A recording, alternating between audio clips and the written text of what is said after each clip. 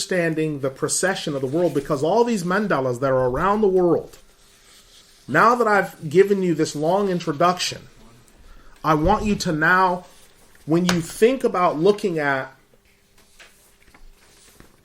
the signs of the seasons, I've given you the seasons, right? Winter, fall, summer, spring, right? Now, if you flip over the piece of paper, you have now 4 marks here, which represent the 4 seasons.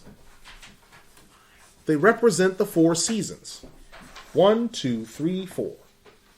And you see the signs of the zodiac, and as you can see, they're what? The constellations that show up at certain portions of the year. That's what these are here for. Now, if you want to know which season goes in which blank spot, you can flip the paper back over, take a look, and find out exactly where they go.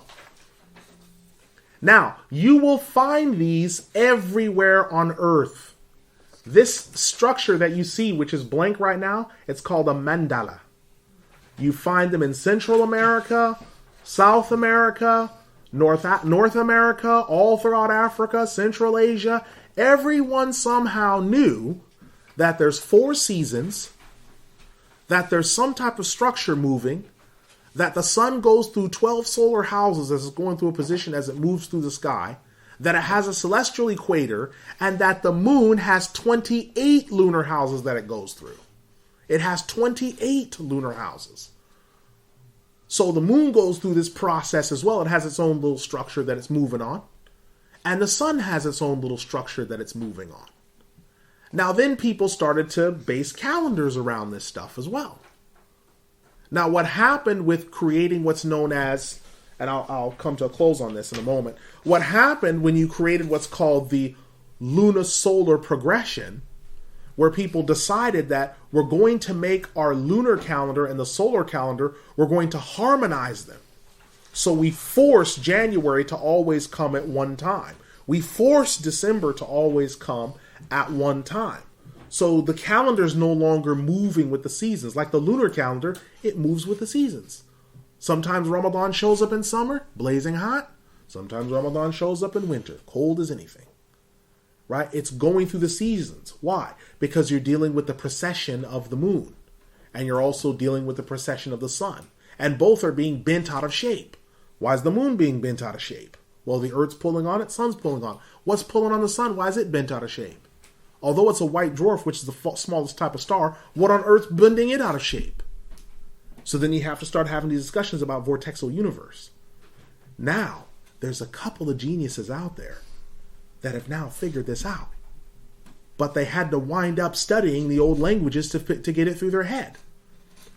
Back to the discussion regarding Dr. Jeffrey Weeks, saying that this universe that we live in has an end. It's soccer ball shaped, but it's bulging on the ends, just like how the Earth is. Right? Other scientists have discussed vortex universe. You look it up, you go to your local library, if you want to download some stuff. They're having to come to the discussion as well. But they've come back around to it. Ancient Egyptians had it. Yeah, but the ancient Egyptians, they're kuffar. Yeah, but being a kafir doesn't exempt you from having knowledge of the seasons and what's going on around you. Can a kafir do arithmetic? Yes. Can a kafir understand algebra? Yes. Can a kafir count money? Yes. So this doesn't excuse you from having knowledge. Because he's a kafir. How could they know the ancient Egyptians are kafirs? Yes, but they had mandalas. On the inside of the pyramidal walls tells you how to use the different structures and all the seasons. That stuff is there for a purpose. Now, Allah has put this in the Quran, which means that there's some use for it, because he says that the moon has manazil.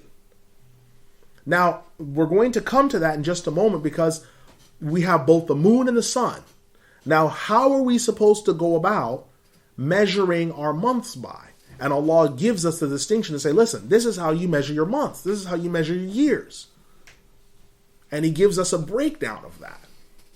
But the sun is to help you structure your seasons. When do you plant? When do you do stuff? And maybe in the future, if you head to another country, especially if it's your ancestral country, maybe you'll get a look at the door now. Maybe you'll find a mandala. Maybe you'll find something on top of a building and say, I always wondered why that was there. And you'll start to find out that maybe the guys that live in the village or the Bedouins, they're not so stupid after all. We've been told we're so smart because we know Microsoft Word. But these are guys that figured it out, and they figure it out every year. There was a discussion, I'll end on this before moving back. Recently, they were in the United States speaking to a farmer. And they asked him how his crop was. And he gave a breakdown, using his mandala, a breakdown of seasonal shifts, changes in soil, deviations of the sun, and changes in the overall quality of his crops going back to his grandfather's generation. Yeah, there's these occasional shifts, these happen, but this time what's happened is the soil's got far too much nitrogen in it now. Why? How do you know it's got too much nitrogen in it? Because he's not a genius.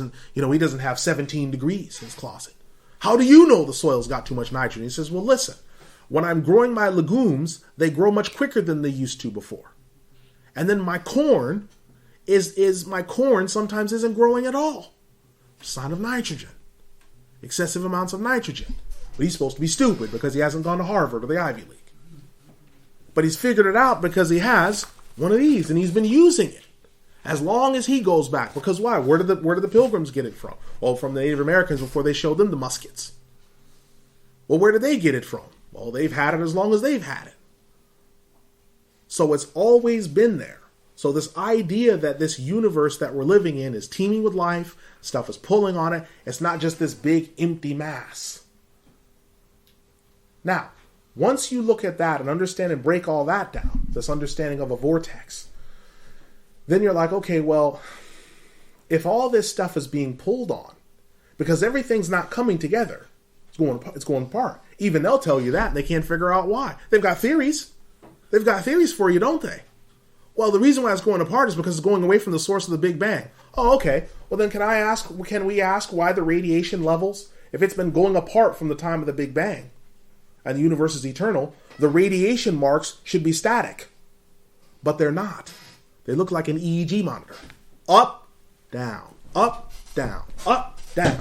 And they're going short, long, short, tall, short, tall.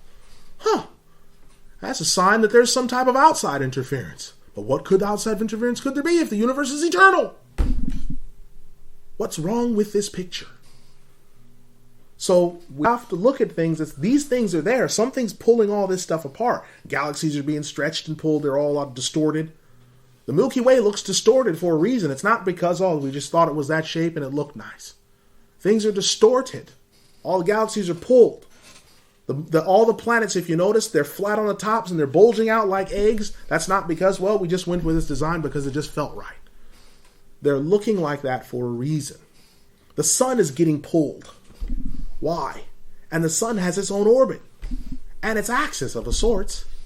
Why? Because it's moving. And just think, we've been told in the Quran that this is the case. Our scholars have told us this is the case. They've written books on the fact that the universe is doing this in this way and all these other things are happening. Now, we've learned all that just to come all the way back to what we knew in the first place. And it took Dr. Jeffrey Weeks and a number of guys to tell us the difference. Now we're back at it again. Went away from it, now we're back at it. Now you find people here again. Now they've got sundials on top of their houses.